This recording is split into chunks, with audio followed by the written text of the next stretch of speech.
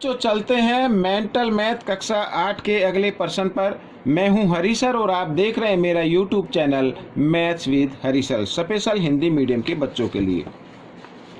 तो अब हम करने वाले बच्चों प्रश्न नंबर 34। देखिए क्या लिखा है। कहता है प्रश्न, यदि एक जैसी 12 शर्ट 30 मीटर कपड़े से बनाई जा सकती है तो एक ऐसी ही एक शर्ट बनाने में कितने कपड़े की आवश्यकता होगी। अब बच्चों देखो, यहाँ पर 12 शर्ट का कपड़ा दिया हुआ है और हमें एक का ज्ञात करना है, यानी ज़्यादा का दिया हुआ है, एक का ज्ञात करना है। तो जब ऐसी स्थिति होती है तो हम क्या करते हैं, भाग करते हैं। ठीक है, आइए करना शुरू करते हैं। तो बच्चों यहाँ पर मैं आपको करके दिखाता हूँ। ये देखिए, यहाँ पर 12 शर्ट के लिए कपड़ा चाहिए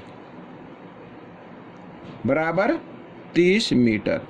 ठीक है, तो एक शर्ट के लिए कितना चाहिए, कम चाहिएगा। तो एक शर्ट के लिए कपड़ा चाहिए तो क्या करेंगे, भाग कर देंगे। या तो भाग का निशान लगा लो या बटे में लिख दो इस तरीके से। ठीक है, 6 से हम इसको काट सकते हैं। 6 दूनी 12, 6 पंजे 30, यानी 5/2 मीटर। अब आप कहेंगे कि 5/2 मीटर तो समझ में नहीं आ रहा, तो 5 को आप 2 से भाग कर दीजिए। ठीक है, पॉइंट में निकाल लीजिए। 2 दूनी 4, यहाँ पर 1, तो आगे कोई अंक तो है नहीं, तो दशमलव लगा के 0 उतार 2 पंजे 10।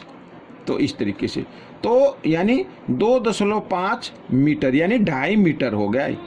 इतना कपड़ा चाहिए। ठीक है बच्चों, ये प्रश्न आपका हल हो गया, बहुत ही छोटा सा था। अब हम करेंगे प्रश्न नंबर 35। लिख लेते हैं प्रश्न 35। देखिए प्रश्न 35 क्या कहता है,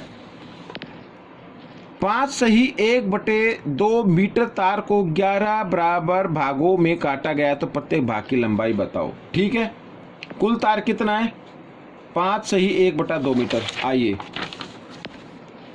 लिख लेता हूं, कुल तार 5 सही 1/2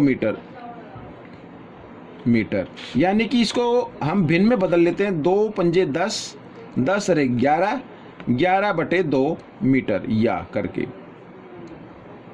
ठीक है, समझ में आ गया। अब कितने भागों में इसको काटना है, 11 भागों में। काटे गए भागों की संख्या बराबर 11। एक भाग की लंबाई, एक भाग की लंबाई। तो देखो बच्चों, कुल वायर कितना था, 1/2। इसको बराबर भागों में, कितने भागों में बांट दिया, यानी बांटना यानी भाग करना 11 भागों में। तो एक भाग की लंबाई बतानी है, इसके नीचे 1 मान सकते हैं। तो देखो 11/2, भाग का निशान बदलना गुना में, और भाग से जो अगली संख्या है, अगली भिन्न है, इसका क्या कर देना, व्युत्क्रम कर देना 1/11। ऐसे नीचे वाली संख्या ऊपर, ऊपर वाली नीचे। 11 से 11 कट गया तो 1/2, ये आ गया आपका उत्तर। ये प्रश्न भी हल हो गया, 1/2 मीटर। ठीक है, आधा मीटर। अब हम करेंगे प्रश्न नंबर बच्चों यहाँ पर 36। आइए पहले पढ़ लेते हैं इसको। यहाँ पर देखो क्या लिखा है। लिखा है 2 भिन्न का गुणनफल 9 सही 3/5 है और एक भिन्न का मान 48/7 है, तो दूसरे का मान बताइए। तो दूसरे का मान आप या तो x मान लो बच्चों, आसान रहेगा। ठीक है, यहाँ पर मैं लिखता हूँ प्रश्न 36 माना दूसरी भिन्न। ठीक है, दूसरी भिन्न लिख लेते, माना दूसरी भिन्न बराबर x। पहली भिन्न क्या है वो भी लिख लो। अब इस पे पहली भिन्न है बच्चों यहाँ पर 48/7, और इनका गुणनफल कितना आता है वो भी लिख लो। इनका गुणनफल आता है बच्चों 9 सही 3/5। ठीक है, या हम इसको क्या करते हैं, इसको भिन्न में बदल लेंगे। 5 नहीं 45 और 3 48, 48/5 ऐसे। आप करते हैं प्रश्नानुसार, यानी जैसा प्रश्न में कहा है। देखो यहाँ पर पहली भिन्न गुना दूसरी भिन्न, दोनों को गुणनफल कितना आता है 48/5 ऐसे। ठीक है, अब हम चाहे तो इसको इस तरीके से लिख सकते हैं, ये देखिए ऐसे। हमें x का मान निकालना है, तो x को मैं इधर कर लेता हूँ, x को रखे इधर बराबर 48/5। अब देखो 7 तो है भाग के रूप में, इधर आकर गुणा के रूप में, 48 है गुणा के रूप में, इधर आकर भाग के रूप में।